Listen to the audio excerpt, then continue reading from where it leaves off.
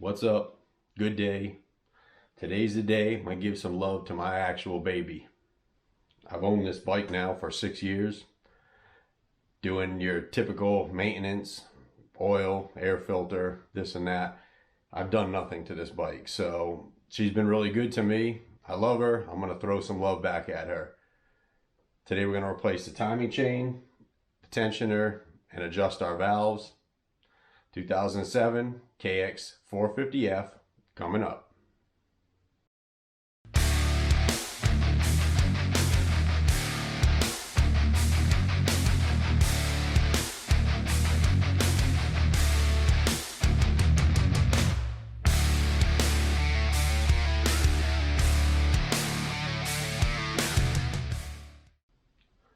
Along with doing this very important maintenance stuff on this bike, there's a few other things I'm doing to it. It's not going to make this video. I mean, the front fork's got a little bit of a leak, so I'm going to go ahead and re-seal those. Bought a whole kit for that. The rear shock was giving me an issue, so look into that a little bit. And I had just a tick of a pop back on D-cell, so pulled the carburetor off and cleaned that. We're not getting into any of that today. I'm just going to do the timing chain and the tensioner.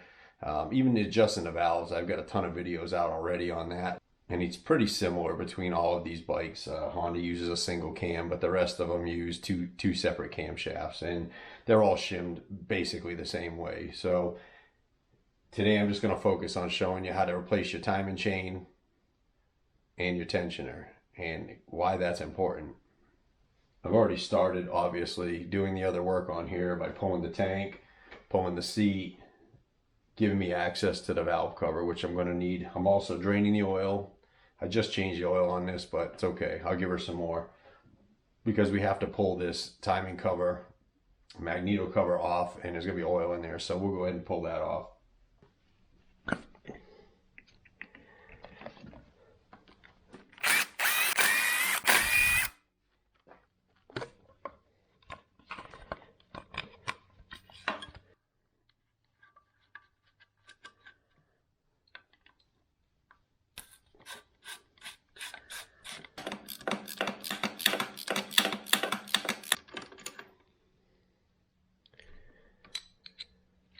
One thing I like to do is put a long screwdriver down inside. You can feel the top of the piston, and as you rotate the engine over, you can watch that screwdriver come up. When it gets to the top of its travel, we're going to start looking for a timing mark. The timing mark you're looking for is going to be inside this cover. As I rotate it, you can see that mark line up with the case. That shows you top dead center. Once you get that mark lined up, your next step is going to come up and take a look at your camshaft marks.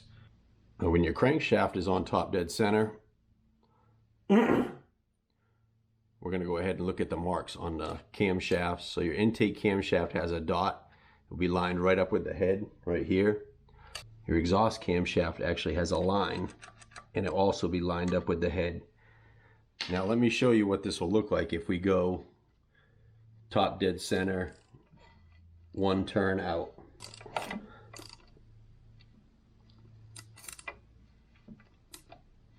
So I've rotated the crankshaft another 1 full rotation counterclockwise, and this is what we see with our timing marks. Obviously this one here does not line up with the outside, and there's no discernible timing mark on the intake. Nothing to be worried about there. If you see that, just rotate it 1 full turn and your timing mark should line up. There you go. At this point here, if you were going to go ahead and check your valve lash, this is a good time to do that. This is what your camshaft should look like. The intake should be pointing up slightly at an angle here, and the exhaust should have that exact same angle in reverse. You can go ahead and measure your valves, get those adjusted while we have the cam chain and the cams off.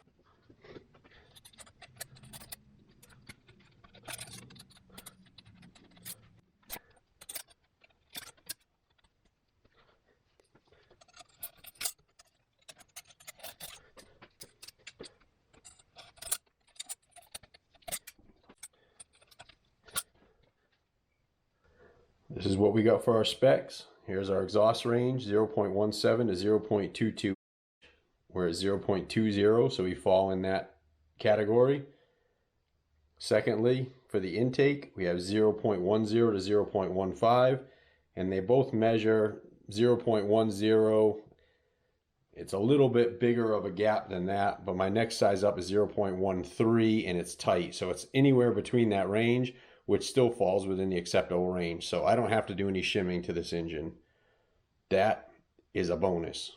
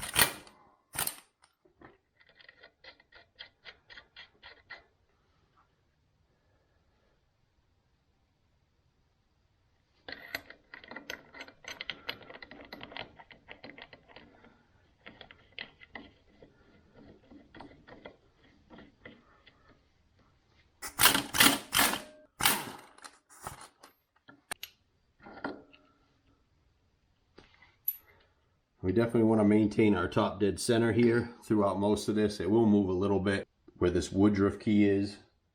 That should be straight up and down. That's going to show you that you're pretty close to top dead center. Have a little chain retainer.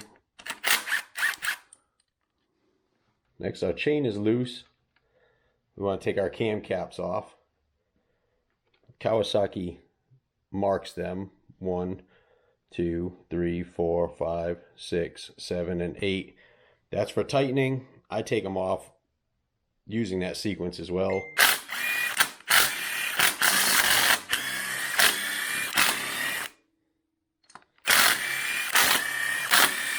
There's a seal, spark plug tube seal on top, and then once you take this cam cap off, there's actually another O-ring that's down inside there.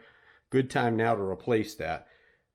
When you know that either one of these is bad, on the side of the cylinder, there's a small hole, and I'll show you this on another KX450 head.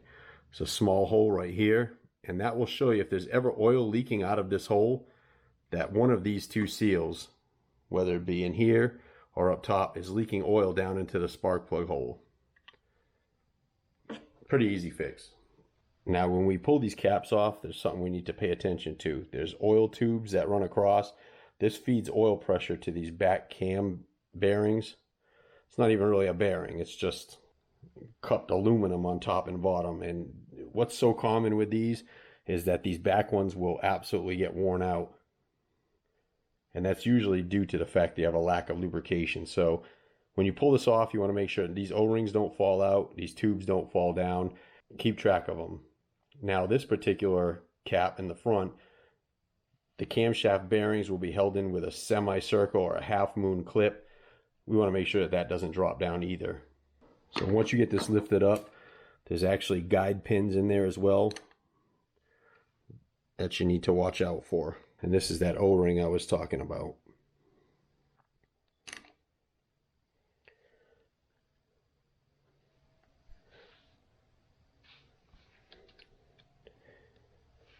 At this point now, we can go ahead and sneak our camshafts out.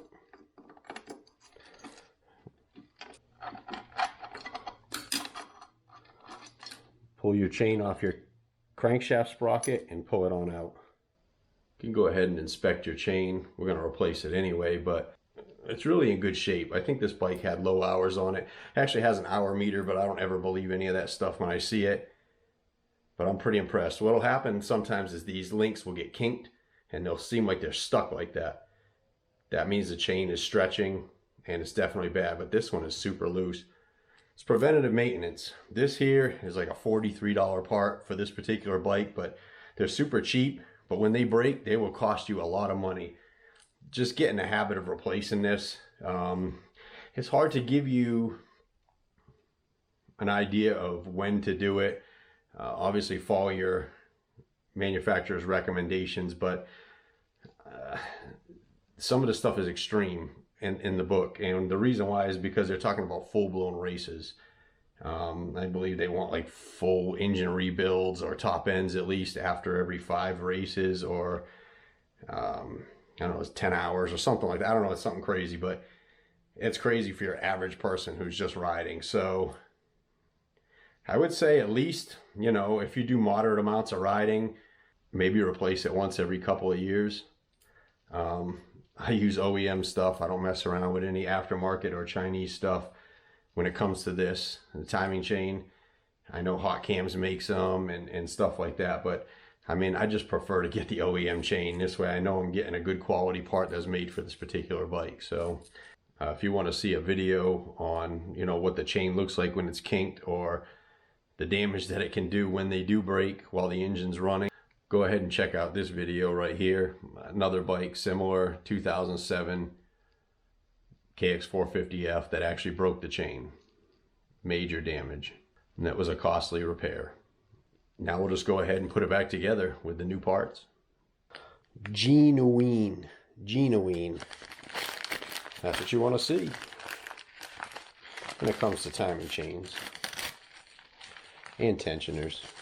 Of course, you can use a manual tensioner. It just requires a little bit more maintenance, but you'll never have to worry about them failing.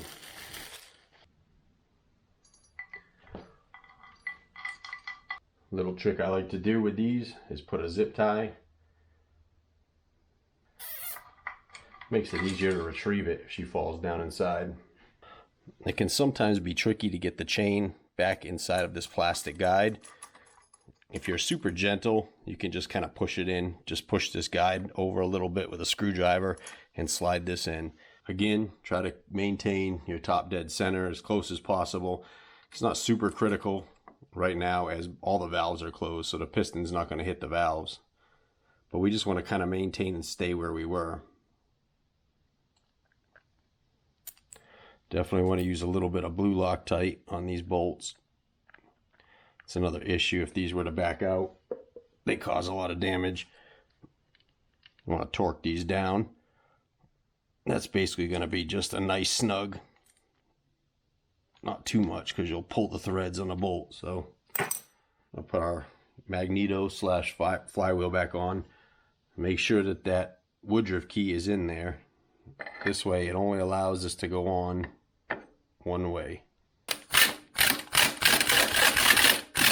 So make sure our timing mark is where it needs to be, like we looked at earlier.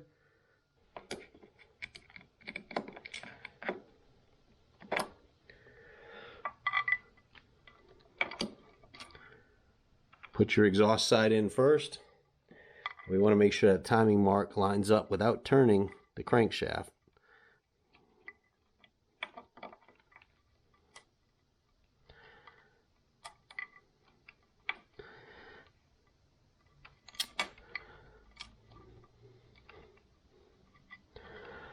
So if you see, I have tension on that chain on this side. That mark is lined up with the head, and our timing mark I verified that is still on correct. Now, after a bit of a wrestling match, our timing mark on the crankshaft is correct. Our timing mark on the exhaust is correct. One thing you want to keep in mind is you want this length to be tight. This side here can move because this is your tensioner side.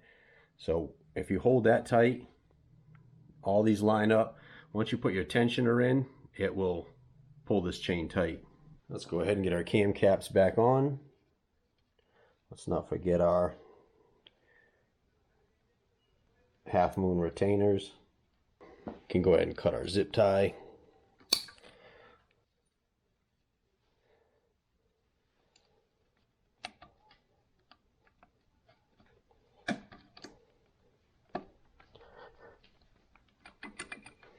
On the Kawasaki, the darker bolts go on the inside. Silver bolts go on the outside.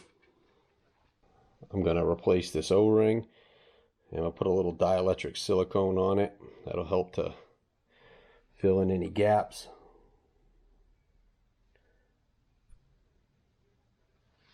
Now this is a critical step. These tubes here, like I said, they feed oil to these passageways, and if they don't get any oil in there, it will wreck the cam, wreck the head, and especially wreck these cam caps, which you cannot purchase separately. They come with the head, machined to the head. Now if you bought a used set, you'd probably be all right to use them, but nobody sells them, so very difficult. So you want to make sure that those tubes get in there and that the O-ring seat.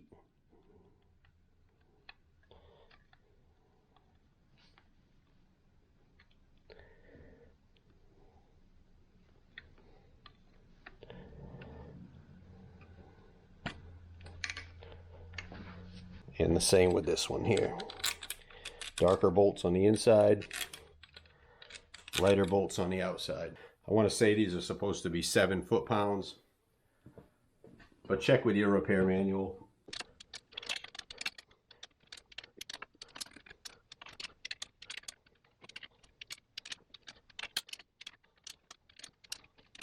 Once you get them torqued down, make sure that the cams move nice and free. There's no binding.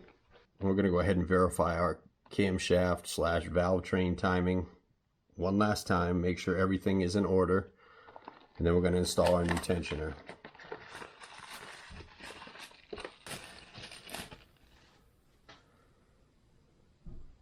You'll have to reuse your bolt, your seal.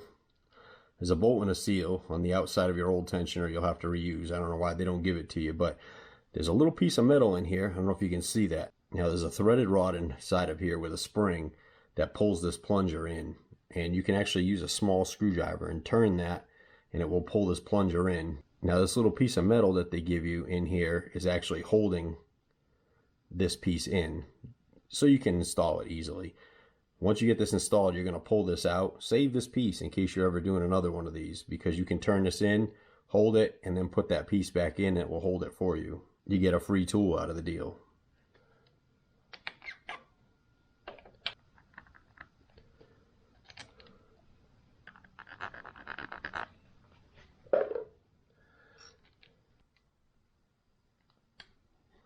Once you get it tight, you can go ahead and pull this little piece of metal, and that will tighten your timing chain up. What I would suggest doing now would be to make a couple of full rotations of the engine.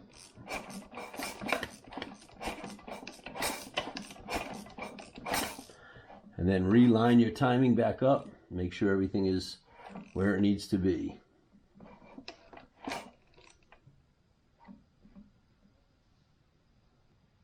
That's basically it. Put your valve cover back on. Don't forget that top seal. Button all this stuff back up again. And she's good to go for another couple of years anyway, you know, cheap insurance. Thanks so much for watching. Thank you guys so much for subscribing.